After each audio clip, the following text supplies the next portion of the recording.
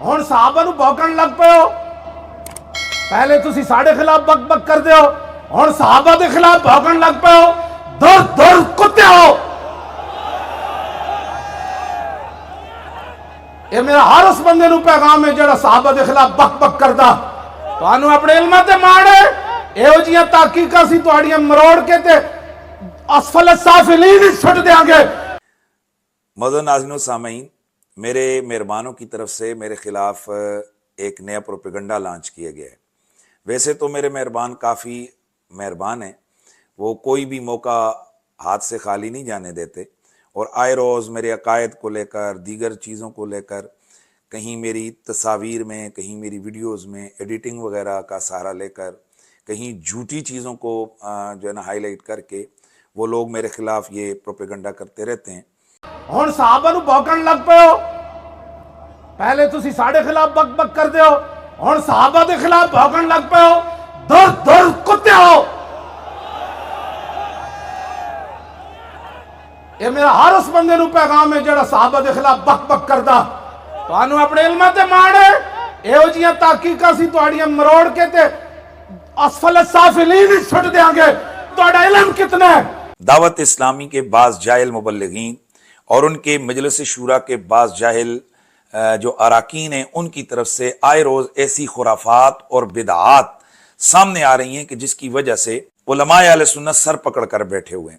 وہ جو جاہل مجلس شورا کے چند اراکین ہیں جنہوں نے ایک منظم گروپ دعوت اسلامی میں پریشر گروپ بلڈ اپ کیا ہوا ہے. سچی بات یہ ہے کہ جو میرے کراچی میں نے بڑے بڑے علماء سے ملاقاتیں کی، کور شخصیات سے، تو میرے سامنے یہ حقیقت منکشف ہوئی ہے کہ ان میں کی بہت ساری ایسی چیزیں، حرکتیں اور ایکٹیویٹیز ہیں جس سے بنیادی طور پر امیر دعوت اسلامی بھی بے خبر ہیں، اور ان کو بالکل بے خبر رکھا جاتا ہے. نہ تو ان کو اوپن ملاقات کرنے دی جاتی ہے، اور نہ ہی اس طرح کی بہت ساری معلومات ان تک پہنچنے دی جاتی ہیں. امیر اہل سنت ان کا کام کرنے کا انداز، میں آپ کو ایک مثال دیتا ہوں تاکہ بات سمجھ آ جائے. دوائیاں دو قسم کی ہوتی ہے، ایک انگریزی دوائی ہوتی ہے اور ایک دیسی ہومیوپیتھک.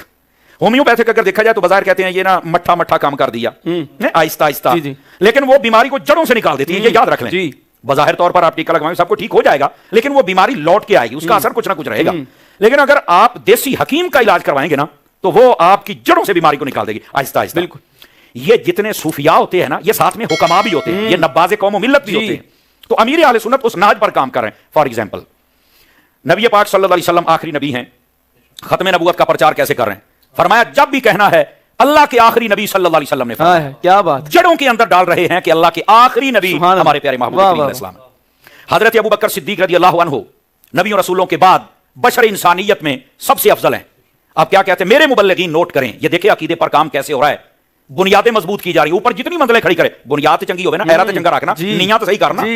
تو آپ فرماتے ہیں میرے مبلغین نوٹ کریں اور محبین نوٹ کریں، یہ کہنا ہے اسلام کے پہلے خلیفہ، واہ واہ واہ واہ، کیا بات! نبیوں کے بعد سب سے افضل. تربیت ہو رہی ہے کہ نہیں ہو رہی؟ بالکل. آپ دیکھیں اسی طرح اسلام کے دوسرے خلیفہ حضرت فاروق اعظم، اسلام کے تیسرے خلیفہ حضرت عثمان غنی، اسلام کے چوتھے خلیفہ حضرت مولا مرتضی شیر خدا رضی اللہ تعالیٰ. آپ کا ذکر ایسے آپ فرماتے ہیں. یہ ہے عقیدہ، اور مستقل بنیادوں پر، یہ وقتی طور پر جذباتی تقریر کر کے نہیں، بنیادی طور پر اور یہ دائمی طور پر یہ عقیدے کا کام ہو رہا ہے. حضرت امیر اہل سنت کی خدمات ہیں یہ اس حوالے سے، اور صحابہ کرام علیہم رضوان کے حوالے سے. جب لوگ بھانک بھانک کی بولیاں بول رہے تھے اور اہل سنت کا لبادہ اوڑھ کر بیٹھے ہوئے تھے، اور کئی پرانے شعر آج کل گدڑ بنے ہوئے ہیں اور وہ بک بک کرنے لگے، امیر اہل سنت نے اس وقت ایک نعرہ دیا، اور قرآنی اور ایمانی اور ایمانی اور عرفانی نعرہ دیا. فرمایا ہر صحابی نبی جنتی جنتی. اور اس کا کوئی انکار کرے گا تو فارغ ہو جائے گا.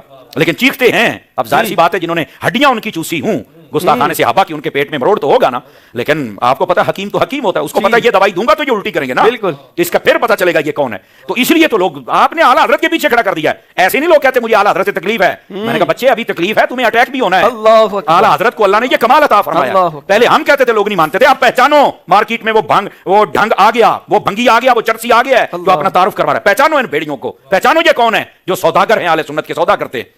ہم ایسے لوگوں کا نام بالکل نام لینا بھی پسند نہیں کرتے، بلکہ ایسے لوگ خود بخود ذلیل ہوتے ہیں اور پھر کہتے ہیں ہماری محبت ہوتی ہے، تو رکھو اپنی محبت اپنے کول. کہنے کا مقصد یہ ہے امیر اہل سنت نے وہ بنیادیں مضبوط کی ہیں کہ اگر یہ سارے بھی خلاف ہو جائے نا تو اہل سنت کا جھنڈا کوئی نیچے نہیں کر سکتا جی بالکل. اور بڑے بڑے علماء مشائخ سادات ان کا تعاون آپ کے ساتھ ہے. اللہ کریم آپ کو اسی نہج پر کام کرنے کی توفیق عطا فرمائے. آمین آمین. ان کا پورا پریشر گروپ ہے جو مجلس شورا کے اندر ہے اور اس کا اتنا دباؤ ہے کہ کسی مفتی کی بھی کوئی جرت نہیں ہے کہ وہ ان کی مرضی کے بغیر وہ کسی قسم کا کوئی فتویٰ یا کوئی تحریر جو ہے نا وہ دے سکے. اور اس کی واضح مثال یہ جو گزشتہ دنوں سیدہ کائنات کے معاملے پر مفتیان دعوت اسلامی کو ہم نے کہا کہ وہ اپنے موقف کا اظہار کریں تو ان میں سے بعض مفتیوں نے یہ رائے بھی دی تھی کہ ہمیں اس حوالے سے لوگوں کی رہنمائی کرنی چاہیے، لیکن ان کے وہ جو مرکزی مجلس شورا کے کچھ لوگ ہیں انہوں نے کہا کہ نہیں ایسا نہیں ہو سکتا، تو ایسا نہیں ہوا. تم کون ہوتے ہو مولانا الیاس قادری کے خلاف بولنے والے؟ کیا ثبوت ہے تمہارے پاس؟ یہ لمبی داڑھی، یہ تقوی، یہ عدل اس لیے دیکھا جاتا ہے کہ یہ تو سننے لائق ہے بھی کہ نہیں. بات بعد میں تحقیق ہوگی، پہلے تیرا ہی حساب ہوگا. شرم نہیں آتی فجر میں، ظہر میں، عصر میں، مغرب میں، عشاء میں پیچھے اس امام کے، اور جیسے نماز ختم ہو جاتی اپنے پیچھے پیچھے امام کو لے جاتے ہو؟ نوکر سمجھتے ہو، غلام سمجھتے ہو، امام بھی کہتے ہو، غلام بھی سمجھتے ہو.